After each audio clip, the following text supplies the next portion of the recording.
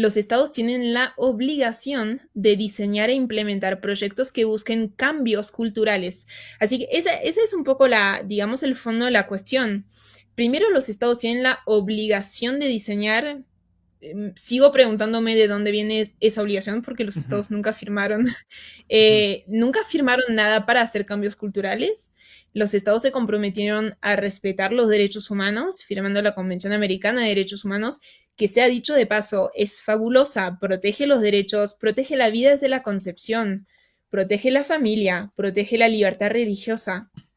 El Pacto de San José de Costa Rica Claro. es excelente y está muy bien redactado y a esto se comprometieron los estados y esos derechos, que son los derechos fundamentales de verdad, son los que los estados tienen la obligación de proteger. Los estados nunca tienen obligación de diseñar e implementar proyectos que busquen cambios culturales. Ujú.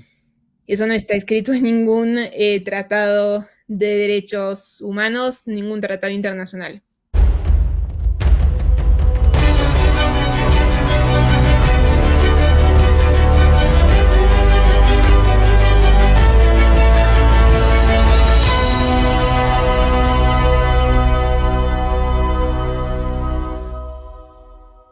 Muy buenos días a todos, bienvenidos a mi canal. Mi nombre es Pablo Muñoz Iturrieta. Si es la primera vez que te unes a este canal, te invito a seguir. Hoy vamos a estar hablando acerca de un tema importantísimo, un estudio, un informe del Global Center for Human Rights en Washington, el balance y financiamiento de la Corte Interamericana de Derechos Humanos y la Corte Interamericana, cómo influencian las decisiones de la Corte por medio del dinero. Y hoy estoy con María Ann Quiroga. ¿Cómo estás? Muy buenos días y bienvenida a mi canal.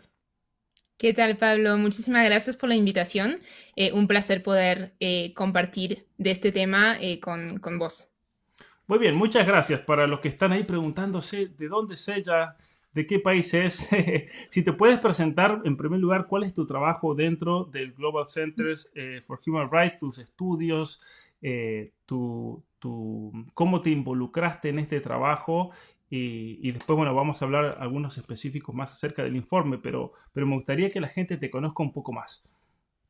Bueno, es una muy larga historia, pero lo voy a hacer cortito porque bueno, no es el tema del que vamos a hablar principalmente hoy. Yo nací y crecí en Francia, así que soy francesa, pero Ujú. también soy argentina por mi padre, con lo cual al momento de elegir estudios universitarios me orienté hacia el derecho, hice una doble carrera con la Universidad de la Sorbona y la Universidad del Salvador, así que bueno, eso me trajo a Argentina, donde estoy viviendo ya hace varios años y empecé a trabajar en Global. En realidad, cofundamos la organización hace un tiempo. La organización oficialmente tiene un poco más de un año de vida, pero ya hace varios años que estamos involucrados en esos temas y que nos interesa, que nos llama la atención, que, o sea, sentimos la necesidad de hacer ese trabajo.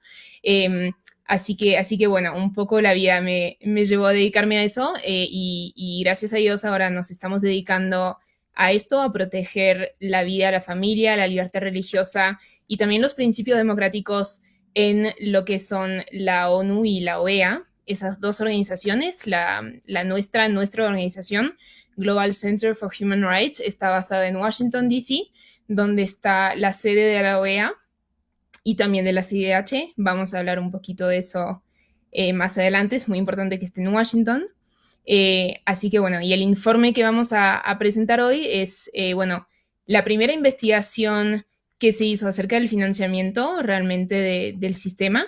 Ujú. Investigamos y revisamos los informes desde 2010, los informes anuales, ¿no? De la Comisión y de la Corte, haciendo una revisión sistemática de las cifras, o sea, de todo el dinero que entró esos dos organismos. Ujú.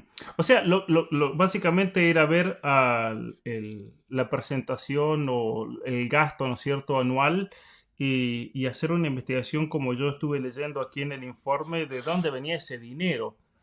Eh, Sí, en realidad, la verdad es que siempre, cuando uno está presente en esos Ujú, organismos, se da cuenta que los jueces, los comisionados, el sistema interamericano en sí recibe muchas influencias. recibe, bueno, muchas influencias de organizaciones, de países, ¿no? O sea, están los observadores permanentes siempre en el Consejo Permanente, por ejemplo, de la OEA.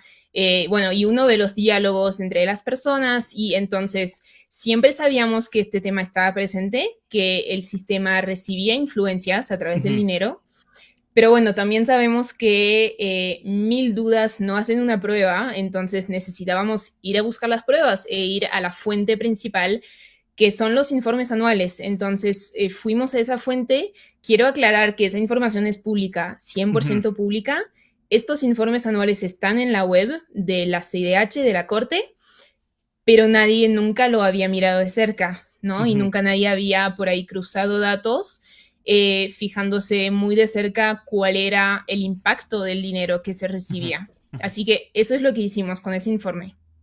O sea, entonces para que se entienda bien y todos los que nos están escuchando entiendan la gravedad del caso, lo que ustedes hicieron fue ver cómo la Corte estaba comprometida financieramente, es decir, la Corte tiene que decidir en base a principios de la justicia, ¿no es cierto? En el caso de la Corte Interamericana de Derechos Humanos, en defensa de los derechos humanos, pero sin embargo, como lo dice aquí en la introducción, se da una distorsión en la interpretación auténtica de los derechos humanos. Y tal vez muchas de las sentencias que han habido en los últimos años, que a veces no tienen explicación desde el punto de vista de la justicia y los derechos humanos, ¿ustedes creen que eso fue gracias a esta influencia monetaria, vamos a decir, o coimas o dinero, cantidades millonarias que han estado recibiendo en los últimos años? Bueno, nosotros Ujú. no creemos, afirmamos, y hay algunos ejemplos que vamos a ver un poco más adelante que O sea, prueban. directamente lo prueban y lo firman así, sin darle vueltas a la cosa. A ver, creo que Ujú. es bueno si lo vamos a Ujú. ir explicando más adelante Ujú. y bueno, todas las personas que nos miran van a ver los ejemplos y sacarán sus propias conclusiones, ¿no? O sea, nosotros cruzamos datos, exponemos cuáles fueron algunos vínculos, algunas financiaciones, resultados, cosas que ocurrieron justo después de que llegue la plata de una persona con un proyecto. Todo eso lo Ujú. vamos a ver bien. Pero bueno, sí, la verdad, una cosita nada más para aclarar, pero sí, la Corte es muy importante porque es la que produce las sentencias, pero también está la comisión, la CIDH, Ujú. y hay que pensar el sistema realmente como esos dos organismos muy importantes, pero no hay que olvidarse que la comisión es el órgano más político del sistema, es el que está en Washington, la Corte está en Costa Rica. Ujú. La comisión está en Washington, está en el centro político, recibe, bueno, también recibe muchas influencias y no hay que pensar que solamente la Corte, realmente los dos trabajan juntos y la comisión es quien envía los casos a la Corte. Entonces, la comisión es el primer filtro, es el también, digamos, el organismo que envía los informes que la Corte Ujú. toma de base para hacer sus sentencias. Con lo cual la comisión sí es muy importante, la verdad, y bueno, los dos trabajan juntos y tienen mucho que ver con todo eso que vamos a ver. Ujú. Muy bien, impresionante entonces, y aparte la relación para entender entre la Comisión y la Corte Interamericana. Acá, como dice en la tapa misma del informe, lo pongo aquí en la pantalla, si quiere vamos a ir a eso. Ustedes hicieron un estudio desde el año 2009 al 2021. En este tramo, ¿cuáles fueron tal vez las sentencias con más peso en la región o que han tenido una influencia luego en el sistema legal de nuestros países que pueden afectar incluso a partir del dinero que se maneja detrás? Bueno, hubieron dos casos, creo que son los dos casos más claros en los que vamos a ver la influencia del dinero recibido, en este caso por España, en Ujú. la Corte, y creo que son los casos Duque contra Colombia y Flor Freire contra Ecuador. Los dos tuvieron un impacto sumamente importante en lo que tiene que ver con los derechos de las parejas de mismo sexo. Ujú. Eso también junto con la opinión consultiva 24/17, que también, bueno, vamos a ver ahí en los ejemplos, pero creo que son los dos que se pueden Ujú. mencionar así como muy importantes. Y nada más quiero también hacer una aclaración. Les conté al principio que nosotros trabajamos con ONU y OEA, y mucha gente piensa que la ONU es muy importante, tiene mucho peso, nada más para decir esa cosa, la ONU no tiene una Corte Interamericana de Derechos Humanos, es decir, que Ujú, la ONU no tiene la potestad que tiene la Corte. Y eso es muy importante porque el sistema interamericano tiene muchísimo peso y tiene un peso que la ONU, por ejemplo, no tiene. Entonces, sí es importante prestarle mucha atención a eso. ujú. Ahora, ya que mencionas el tema de la ONU a nivel internacional o la Corte Regional para todo el continente, cuando la Corte Interamericana emite una sentencia, mencionabas recién el caso de Colombia y de Ecuador, ¿Estados Unidos obedece los resultados de la sentencia? Bueno, eso es muy interesante. Estados Unidos no forma parte, Ujú, no se sometió a la competencia de la Corte, ujú, sí se sometió a la competencia de la Comisión, ujú. ¿no? Lo mismo para Canadá y lo mismo para Claro. otros países. Son solamente 20 países quienes aceptaron o sea, la potestad de la Corte. Eso es importante, ¿por qué? Porque también esos países, Canadá en particular, por Ujú, ejemplo, financia la Corte ujú. para que la Corte nos imponga cosas a nosotros, pero a Claro, ellos no. claro. Pues, en sentido que te quería preguntar esto. Aquí en Canadá están arrestando a padres que se niegan a que le mutilen genitalmente a sus hijos. El tema de la ideología de género. Cuando aquí, por ejemplo, un colegio comienza todo un proceso de transición de género para un niño y los padres se oponen, aquí legalmente le pueden quitar a los hijos. Hay papás en este momento que están en la cárcel. Hay un joven de 16 años, acabo de hacer un video en mi canal, que en este momento ha sido arrestado simplemente por estar en contra y esto es una mera opinión, el joven no hizo ningún acto de violencia, simplemente opinó que no aceptaba la imposición ideológica de la teoría del género y el joven fue expulsado de la escuela, ha sido suspendido por todo el año en la escuela católica y ha sido arrestado por la policía. Es decir, un caso que en otro país, imagínate que a un joven en El Salvador, un joven en Nicaragua, diga yo estoy a favor de las cuestiones de género y un colegio lo expulse y la policía lo arreste por eso. ¿Sabes cómo le cae la Corte Interamericana al otro día? Está ahí, ¿no? Es impresionante y tener en cuenta eso. Antes de irme de tema, mencionabas España. ¿Qué tiene que ver España con la Corte Interamericana de Derechos Humanos? España es un estado observador. Quiere Ujú, decir que tiene una silla en el ujú, Consejo Permanente, pero no forma parte de la OEA, ujú, ¿sí? Eso es muy común en organizaciones internacionales. No es especialmente llamativo que España tenga una silla ahí.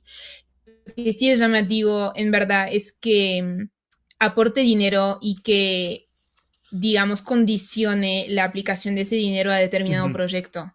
ujú, Eh, y eso creo que es importante entender porque en realidad esa es la clave del problema, es que el sistema recibe muchísimo financiamiento de afuera, pero este financiamiento no viene neutro, no es un dinero que la Comisión y la Corte pueda dedicar a lo que considere necesario.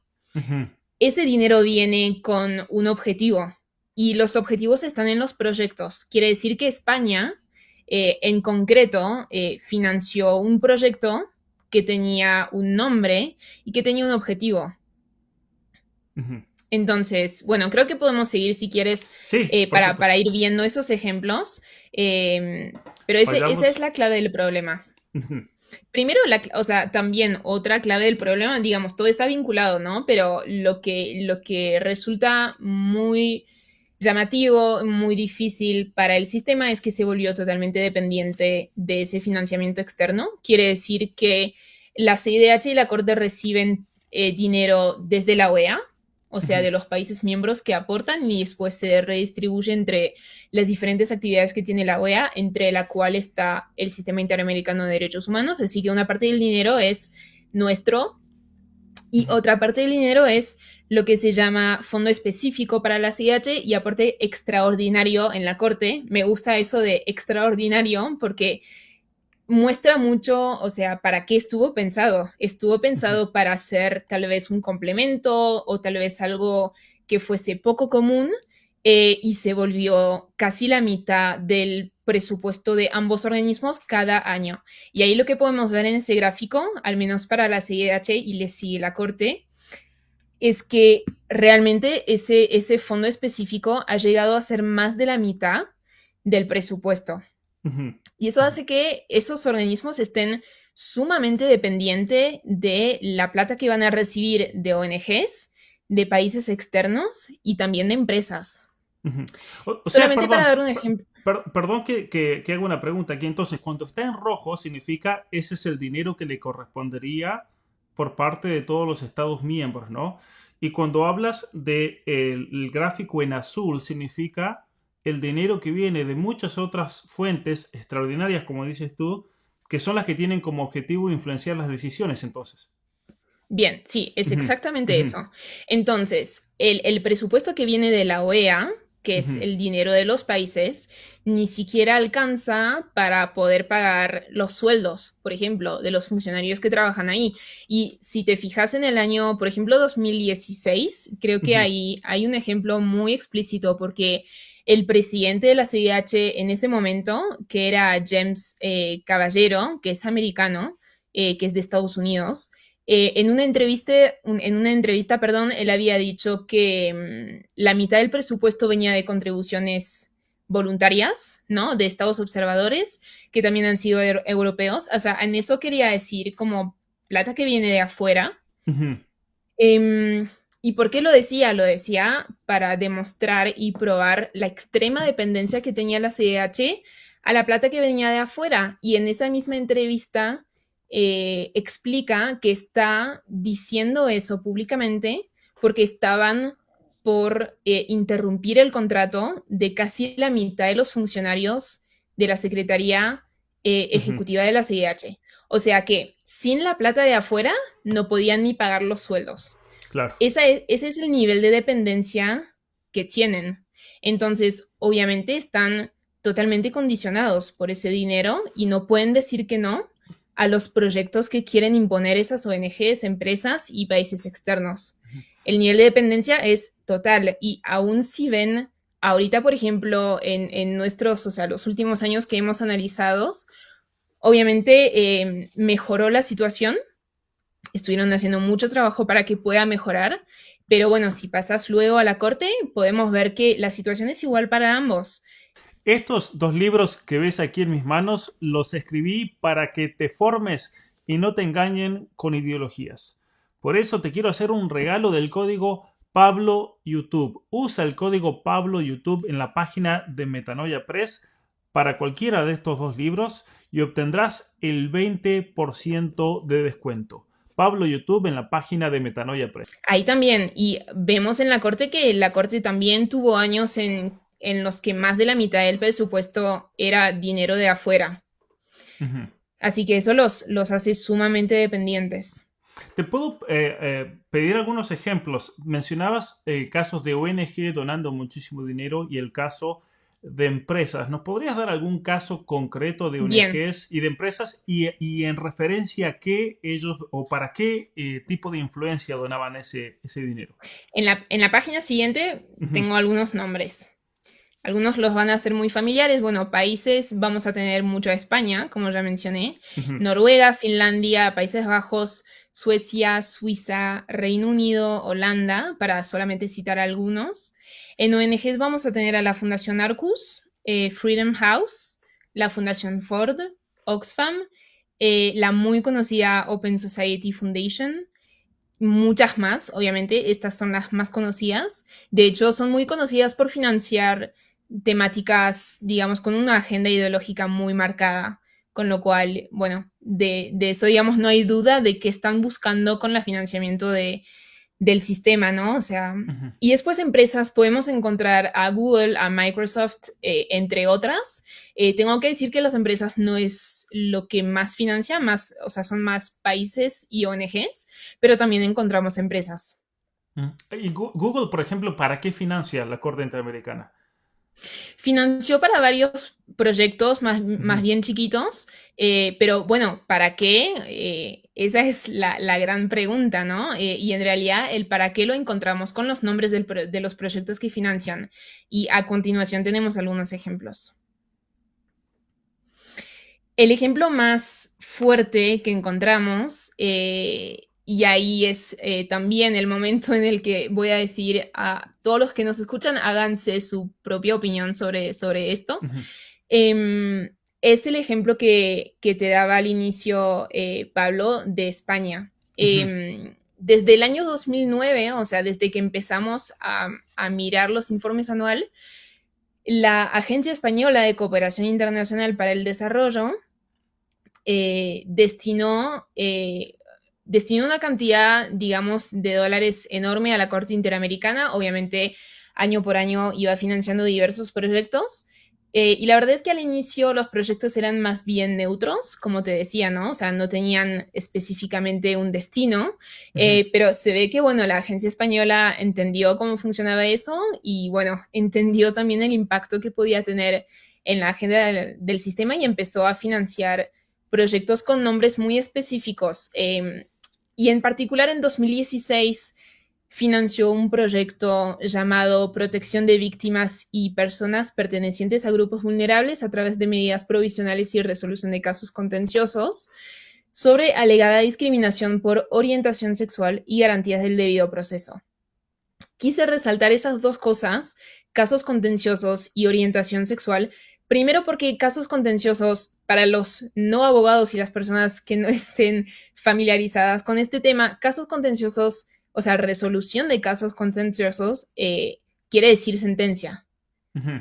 Quiere decir sentencia. Entonces, explícitamente España está pagando un proyecto que dice sentencia.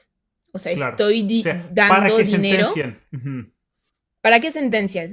ujú. Pero no solamente para que puedan sentenciar, ¿no? O sea, no es para que los jueces puedan tener un sueldo, que Claro. se pueda pagar la oficina, no, sino que dice explícitamente sobre alegada discriminación por orientación sexual. Ujú, O sea que ujú, España está financiando una sentencia sobre un determinado caso. ujú. Eso es muy grave, Ahora, obviamente. y en España saben, por ejemplo, yo tengo muchos seguidores desde España. La gente común sabe que su país, del dinero de los impuestos de los españoles, con los problemas económicos que tiene España en este momento, está financiando la dirección ideológica de una corte en otro continente. No lo saben. Ujú, No lo saben. También Francia aportó dinero y yo que soy de allá ujú, te puedo asegurar que nadie sabe. La ujú, Comisión Europea aporta dinero y no se sabe, pero ujú. porque también esos países suelen tener buena transparencia, pero no hay interés y nadie mira. Y la realidad es que el problema siempre es este. Si nadie mira, nadie ve.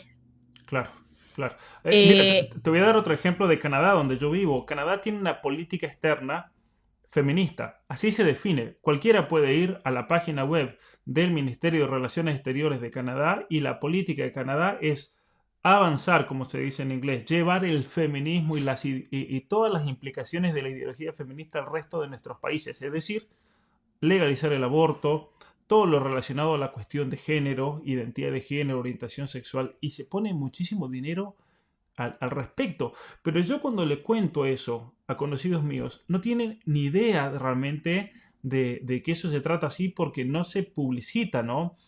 Por un lado te dicen de que no hay que meterse en los intereses de otro país, pero por otro lado están influenciando completamente por medio de donaciones, por medio de sentencias, por medio de proyectos, a que se tome una dirección ideológica determinada, ¿no? Sí, totalmente. De hecho, Canadá es uno de los ejemplos que tenemos y vamos a ver más adelante. Ujú, Canadá financió muchísimos proyectos vinculados a supuestos derechos de la mujer, ¿no? Así que ujú, eso lo vamos a ver más adelante, pero nada más para terminar ese ejemplo, porque realmente es muy demostrativo de lo que pasa. El mismo año, 2016, fue el año en que salieron esas dos sentencias que te mencionaba anteriormente.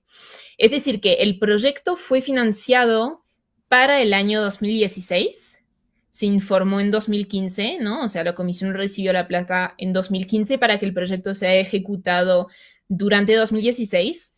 Y, o casualidad, ese mismo año salen esos dos fallos, que ujú. fueron, realmente son de los dos más importantes de la jurisprudencia de la Corte, y son los dos que marcaron el inicio de lo que llaman los estándares y la jurisprudencia en favor de las parejas de mismo sexo, de la no discriminación por orientación sexual. Y realmente esos dos fallos marcaron un antes y un después, o sea, fueron realmente muy importantes. Y quiero decir que en la historia de la Corte ha tratado muchísimos temas.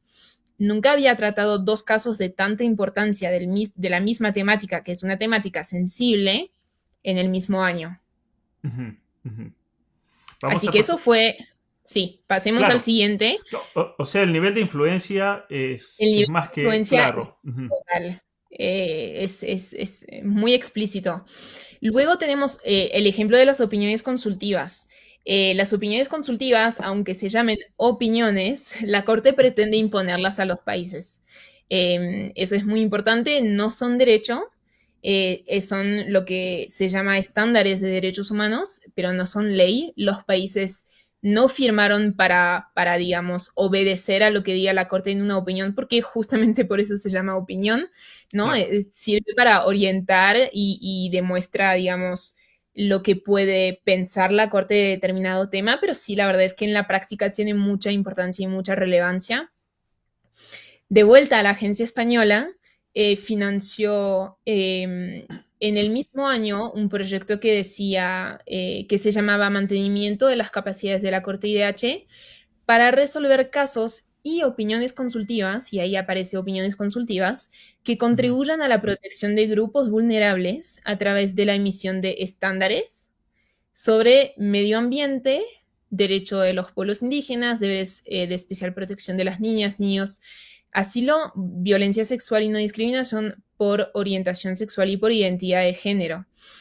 Y también, ¿por qué resaltamos esos ejemplos? Porque justo en un año y medio, en el ujú, año y medio siguiente al financiamiento de este proyecto, salieron tres opiniones consultivas, entre las cuales está la 2417, que también la he mencionado, es sumamente importante, fue muy importante en materia de la opinión consultiva sobre identidad de género e igualdad y no discriminación a parejas del mismo sexo, ¿no? Y si uno ve en los países, siempre es la opinión consultiva que se cita, siempre se cita también en las sentencias, tanto interamericanas como nacionales, y la verdad es que sí ha tenido mucho impacto. ujú. También salió una opinión consultiva sobre medio ambiente y derechos humanos, y también salió una opinión consultiva sobre la institución del asilo.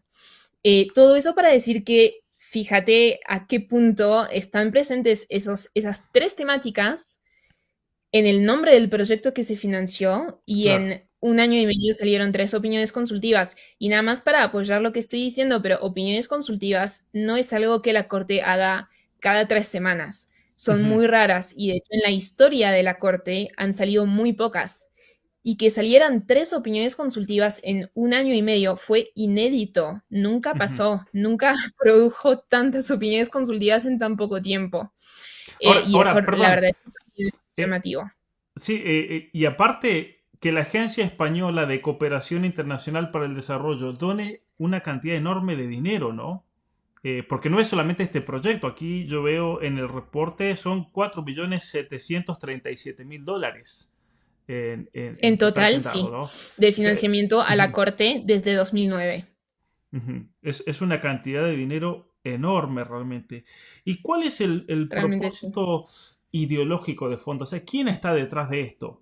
¿Quién está detrás? Porque yo no creo que esa agencia diga, bueno, a ver, se nos ocurre donar a la Corte Interamericana para que sentencien sobre identidad de género, discriminación, cuestiones de esas, ¿no? ¿Cuál es el mecanismo de fondo o quién está realmente detrás de cada una de estas influencias económicas, crees tú? Bueno, como decía al inicio, mil dudas no hacen una prueba y nosotros en este informe realmente tratamos de hablar con pruebas, Ujú, con soporte y con todo lo que tenemos, que no es poco, y todo lo que tenemos, todas las pruebas que encontramos nos permiten afirmar todo lo que afirmamos en el informe.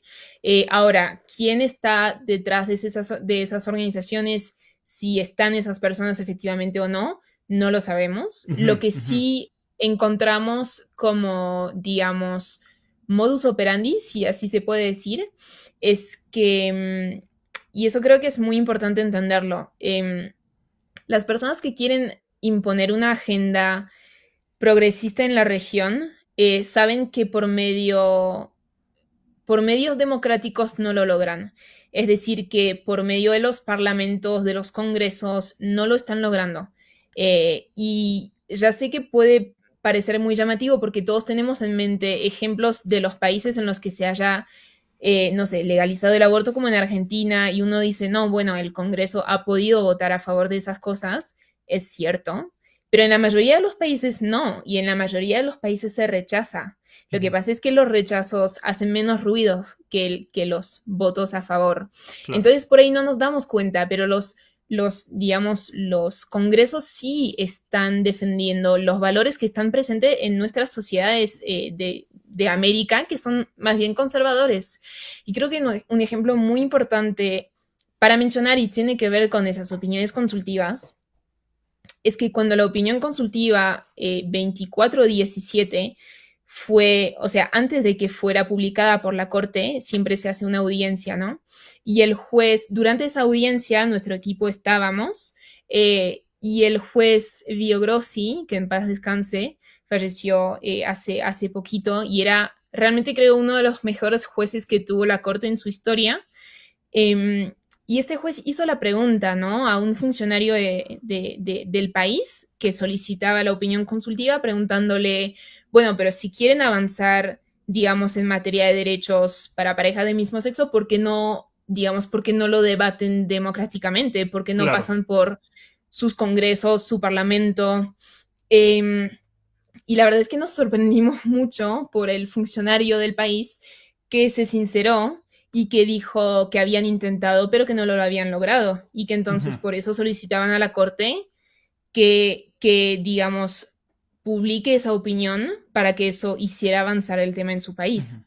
O ujú, sea, lo dijo obviamente en otras palabras y en un lenguaje mucho más ujú, diplomático como se puede imaginar, pero el fondo era este y lo que ujú. quiso decir fue esto. Se Claro. quieren saltear a los mecanismos democráticos porque Pero saben que democráticamente no lo logran. ujú. Pero es interesante, Marian, mencionabas el caso de Argentina, donde se ha legalizado el aborto a partir de diciembre del año 2020.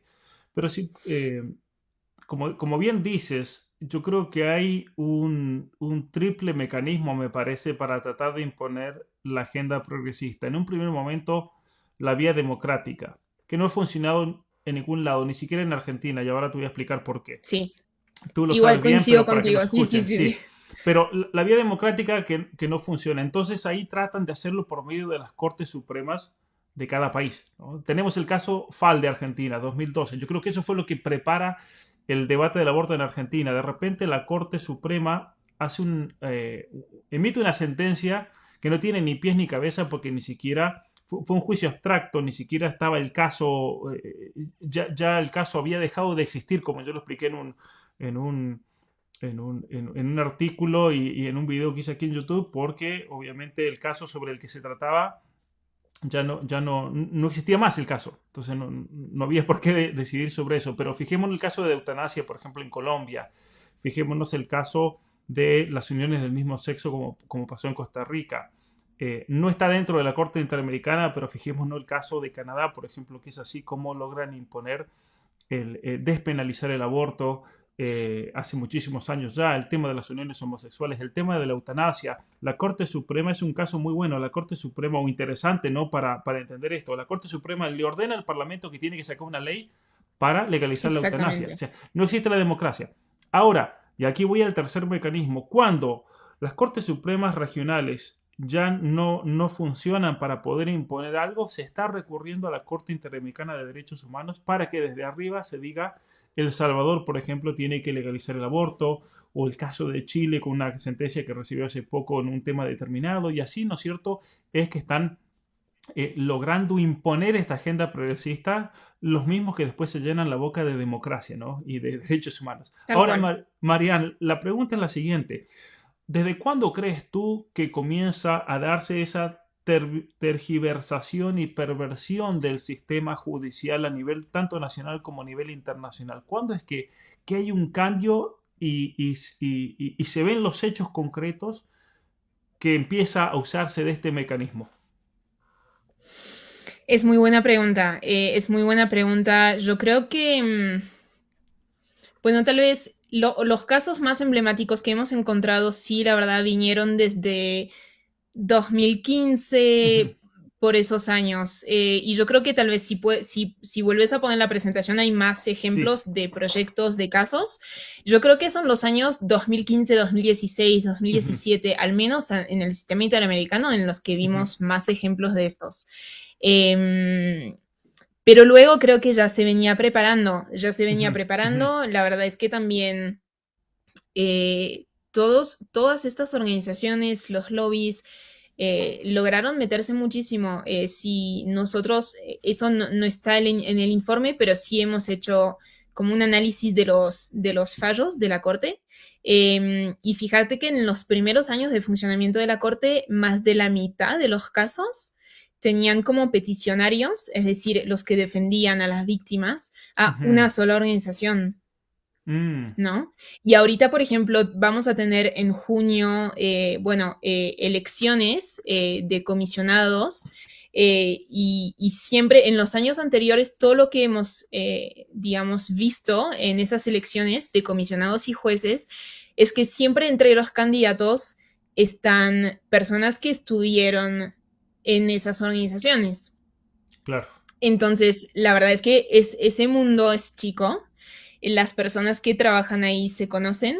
De hecho, Ujú, muchos de esos vínculos serían conflictos de interés en cualquier ujú, otro tribunal del mundo, o sea, en ujú, cualquier país coherente, pero en la Corte Interamericana y la Comisión no.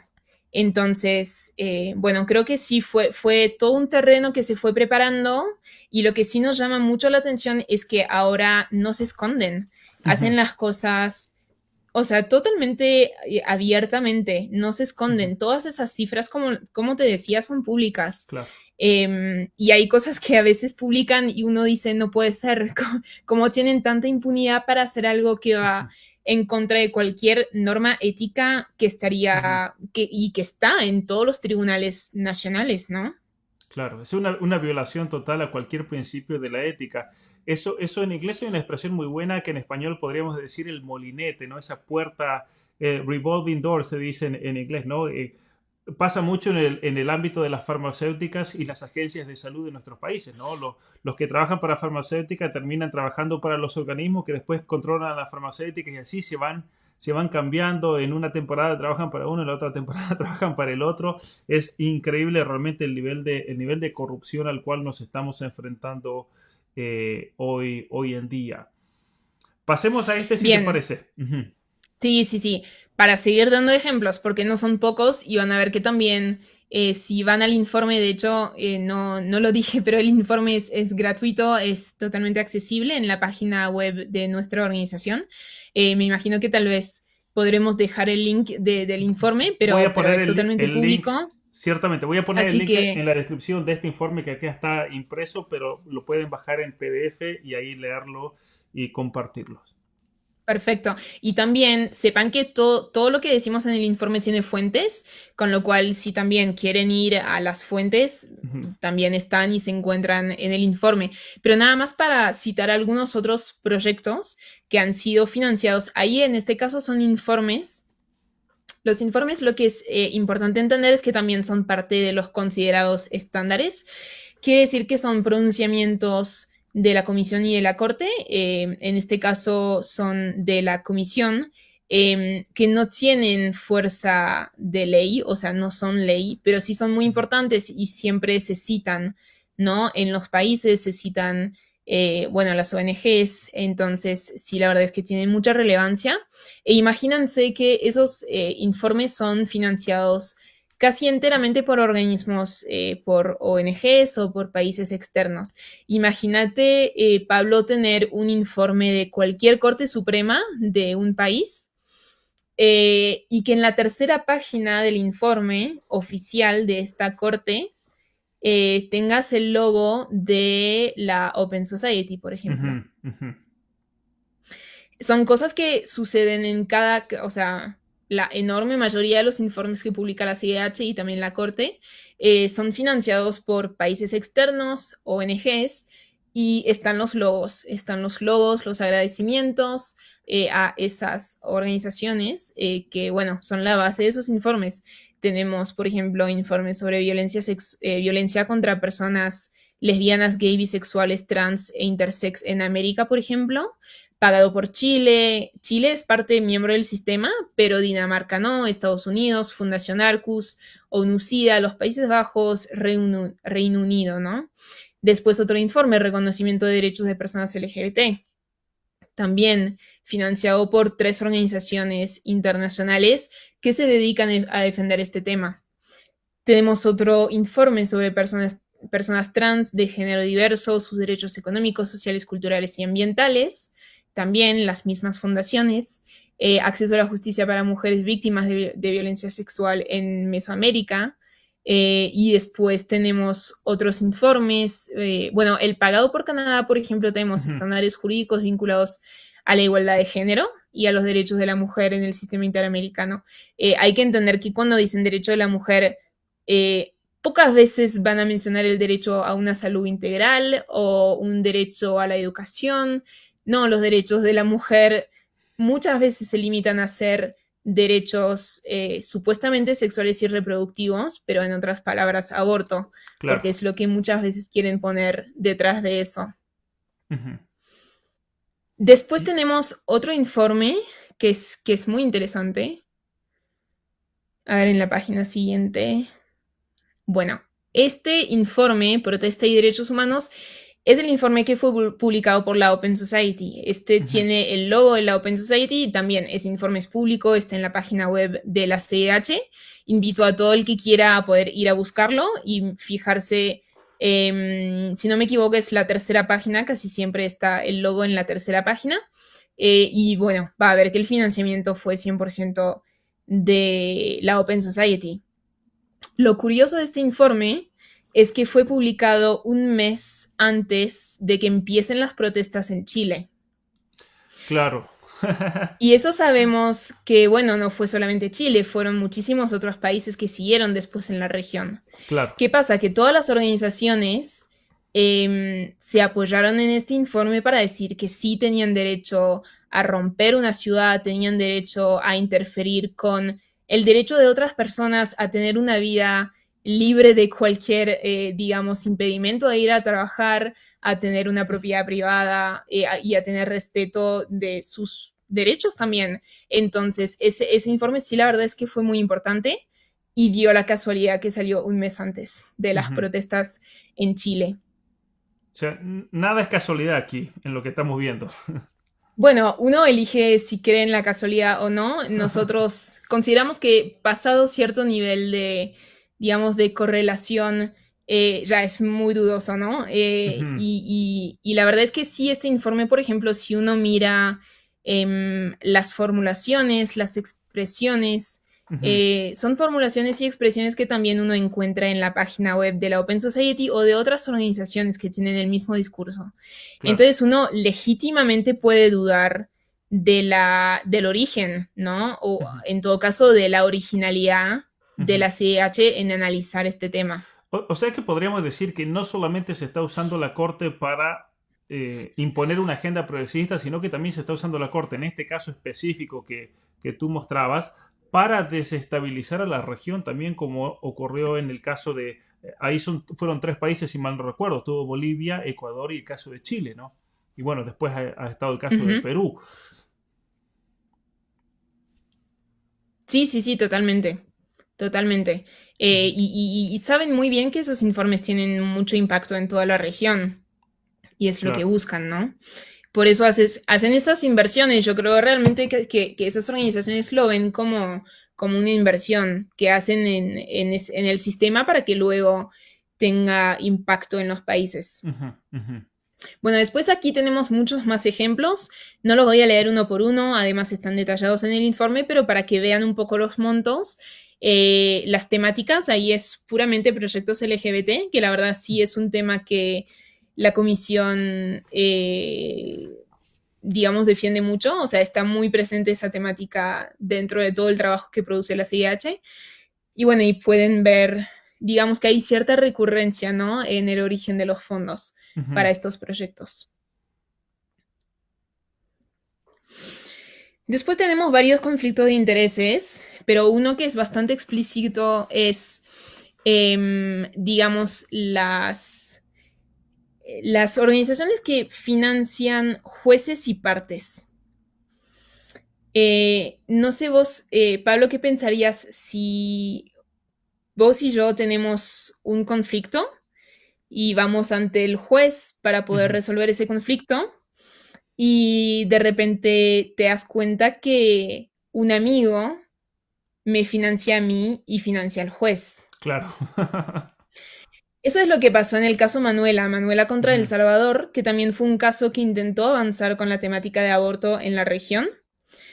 Y ahí vimos que, por ejemplo, la Fundación Ford aporta dinero a la CIH, como ya lo vimos, a través de diferentes proyectos. Pero la Fundación Ford también financia a la Agrupación Ciudadana por la Despenalización del Aborto Terapéutico, Ético y Eugenésico, que fue el peticionario en el caso Manuela, ujú, uno de los ujú. peticionarios. Entonces, literalmente la Fundación Ford financió jueces y partes. Y si bien sabemos que la comisión no es el juez, sabemos que tiene muchísimo que ver Claro, y tiene muchísima importancia en el caso. claro, especialmente teniendo en cuenta, a ver, los que quieran también pueden ver un video dos entrevistas que hice en mi canal sobre el caso, este famoso caso Manuela, porque eran casos sentenciados judicialmente por crímenes que ocurrieron y la comisión podría haber dicho tranquilamente, no, esas sentencias, aquí están las pruebas, esos fueron crímenes, no fueron condenas por aborto, ¿no es cierto?, como se quería decir, y tranquilamente podría haber filtrado ese caso y nunca llegaba a la Corte Interamericana de Derechos Humanos como tendría que haber pasado, ¿no? O sea que ahora entendemos Exactamente. por qué. Yo, ¿sabes qué? Yo me preguntaba eso en la entrevista, dos entrevistas que tuve en este canal, una con Lupe Batallán y otra con Sara Larín de El Salvador, y la pregunta era, ¿por qué se filtró un caso así? Pero ahora con esto que ustedes están mostrando es más que claro, el dinero mueve montañas, ¿no? Bueno, a ver, el caso Manuela, y seguramente te lo hayan dicho Lupe y Sara, que saben muchísimo de esos casos, eh, Manuela era parte de lo que llaman las 17 más, ¿no? Ujú, Que son varias mujeres que han asesinado a sus niños y cuyos casos son totalmente instrumentalizados por esas ONGs para legalizar el aborto en la región. Entonces impulsan esos casos, los llevan hacia el sistema interamericano, no para defender a esas mujeres, sino para avanzar con el aborto en la región. Fíjate que la agrupación ciudadana también recibe plata de IPPF, por ejemplo, ujú. y ahora está defendiendo a una mujer de El Salvador, que es Beatriz, y que también es un caso de aborto y que está siendo tratado por la corte en este momento. Claro, que es Entonces, el próximo nada es caso. casual. Ujú, Es el próximo claro. caso. Pero bueno, te comentaba de la CIH, igualmente también está ese conflicto en la corte. ¿Por qué? Porque la fundación Heinrich Boll, que es alemana, Ujú, financia la Corte Interamericana, o sea, financió varios años la Corte Interamericana. De hecho, ellos tienen un curso sobre derechos humanos en común. Eso lo pueden ver también si van a la página de la Corte, van a ver que está ese curso de derechos humanos que hicieron juntos. Creo de hecho que en el informe está el link de este curso. Pero resulta que también esa organización financia, esa organización alemana, ¿no? La ujú, fundación financia de vuelta a la misma organización, ¿no? La Agrupación claro. Ciudadana por la Despenalización del Aborto. Entonces también ahí está otro conflicto de interés, Ujú. ¿sí? En el caso Manuela, y no fueron los únicos, no son los únicos, los sigue habiendo. En el caso de Beatriz lo hay con IPPF. Y bueno, y eso obviamente nadie lo está mirando y nadie lo Claro. está denunciando. Bueno, gracias a Dios están ustedes para mostrarnos esto realmente, Bueno, porque hay que alertar realmente al público y a los políticos, saber que no se queden callados al ver esto, ¿no?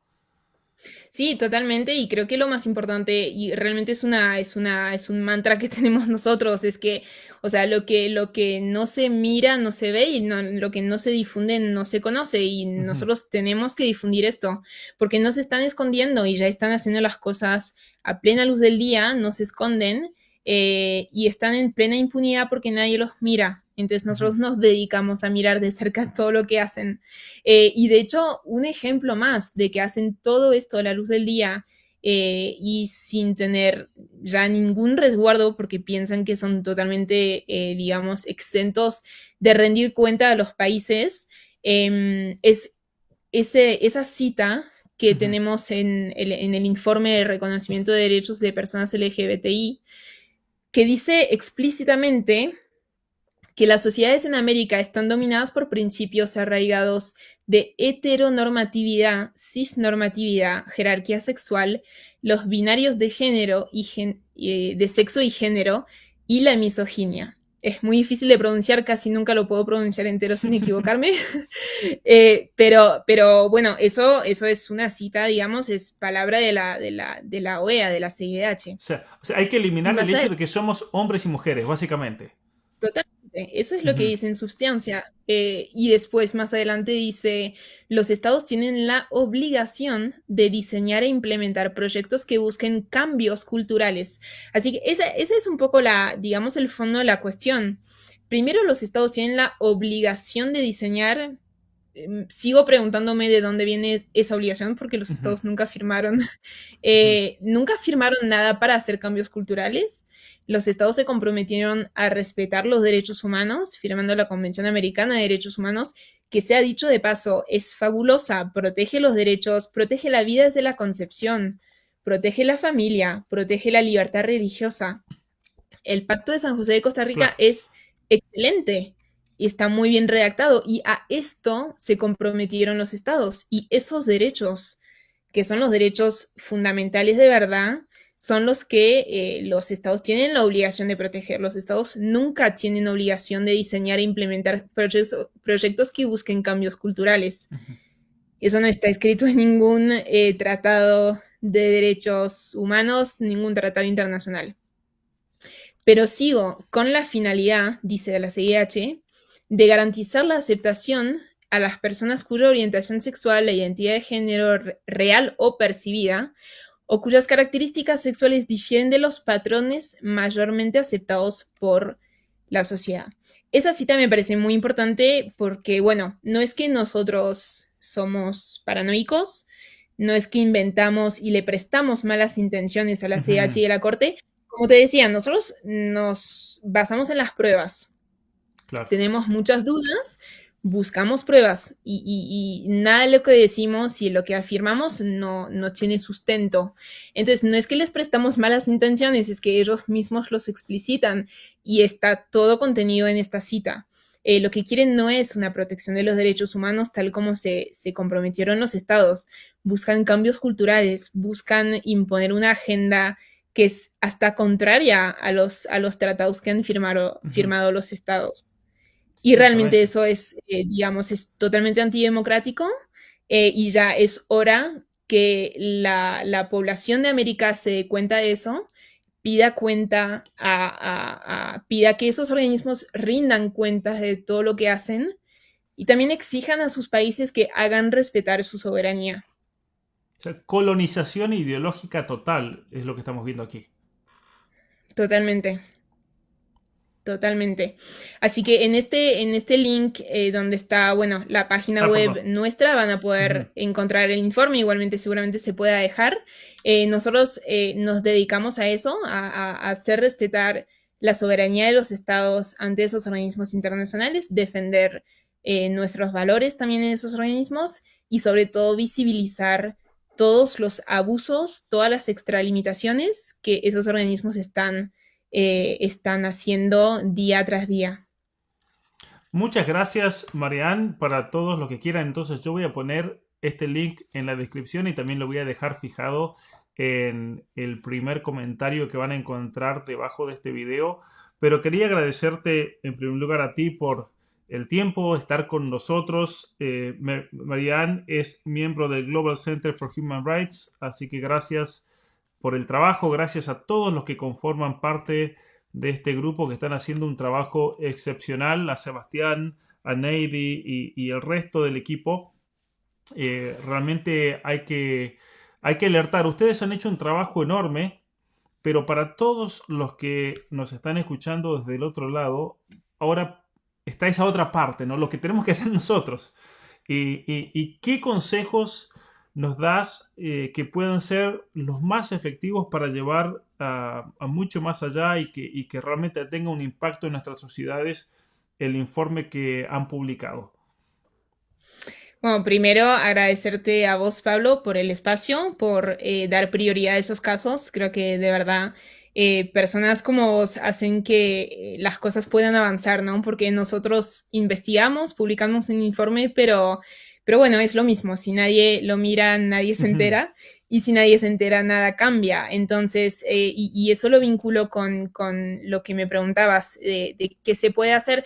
Creo que lo más importante es difundirlo y tenerlo presente en algún lugar, en algún lugar, perdón, de su cabeza cuando una persona, por ejemplo, un abogado típicamente vea que la fundamentación de una sentencia, de un proyecto, de lo que sea, se fundamente en un informe, en una opinión consultiva, estar atento y no dejar pasar esas cosas. Hay que llamar las cosas por su nombre y ujú. hay que dar el valor que le corresponde a cada cosa.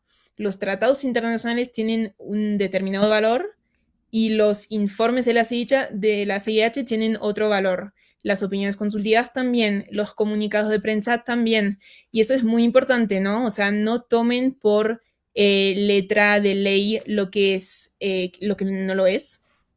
Sean atentos a esas cosas y cuando vean que, por ejemplo, la Corte Interamericana vaya en contra de sus países, estén muy atentos porque la mayoría de las veces se van a extralimitar. Ujú. Y creo que lo más importante es eso, pasar la voz, que esos temas se hagan más presentes en la discusión pública, no olvidarse de eso. Eh, y bueno, obviamente nos pueden seguir también en redes sociales que estamos siempre manteniendo al tanto y bueno, subiendo novedades. Pero creo que lo más importante realmente es difundir no solamente el trabajo que hacemos nosotros, sino difundir, digamos, todos los abusos que se están cometiendo desde el sistema interamericano de derechos humanos. Muy bien, Marian, nuevamente muchísimas gracias realmente por esto. Yo animo a todos entonces a que descarguen este documento. Es un documento de 40 páginas que se lee muy rápido, se lee en un rato con todos los gráficos, con todos los números, con muchísimas notas al pie de página que van fundamentando, que ustedes pueden corroborar y decir, bueno, a ver, voy a ir a este caso, lo voy a buscar en la Corte Interamericana y ahí van a ver absolutamente todo lo que ellos afirman aquí realmente. Y especialmente yo creo que cada país tendría que reafirmar su soberanía y no dejarse imponer una agenda ideológica.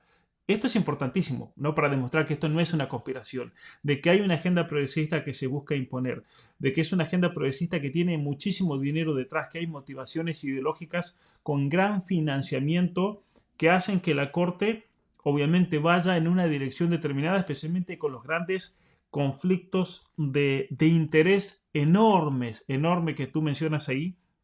Y yo creo que si queremos ver un cambio en la Corte Interamericana de Derechos Humanos y en la Comisión, tiene que haber realmente una motivación pública del público que realmente demuestre, porque esta gente no puede seguir trabajando con la impunidad que lo hace, pero también yo creo que los países miembros deben, como dicen ustedes al final, solicitar auditorías forenses, especialmente para determinar los casos en los que ha habido violación a los códigos éticos, ¿no? Pensemos en el caso de El Salvador, un país pobre, pero es un país cuya soberanía y cuyo derecho está siendo violado continuamente por esta corte por medio del dinero que viene de tantos países y de organizaciones y ONGs, como bien nos has compartido. Así que animarlos a todos a contactar a sus políticos, contactar a sus representantes, que ellos vean este informe porque es realmente grave y es algo que va a terminar afectando a todos nuestros países. También está ese otro aspecto, ¿no? Hacerles ver, ¿no? Una sentencia contra El Salvador va a afectar a la Argentina, va a afectar a Costa Rica, va a afectar a México. Así que No es solamente nuevamente, la sí. sentencia, no es solamente la sentencia, todo el vocabulario, todos esos nuevos Ujú, conceptos, cuando ustedes escuchen hablar de interseccionalidad, cuando escuchen hablar de derechos sexuales y reproductivos, Nosotros hace 10 años que lo venimos escuchando Ujú. en esos organismos. Es decir, que ahí se gesta todo, ¿sí? O sea, no es solamente la sentencia, es todo el vocabulario que después se va realmente bajando a los países.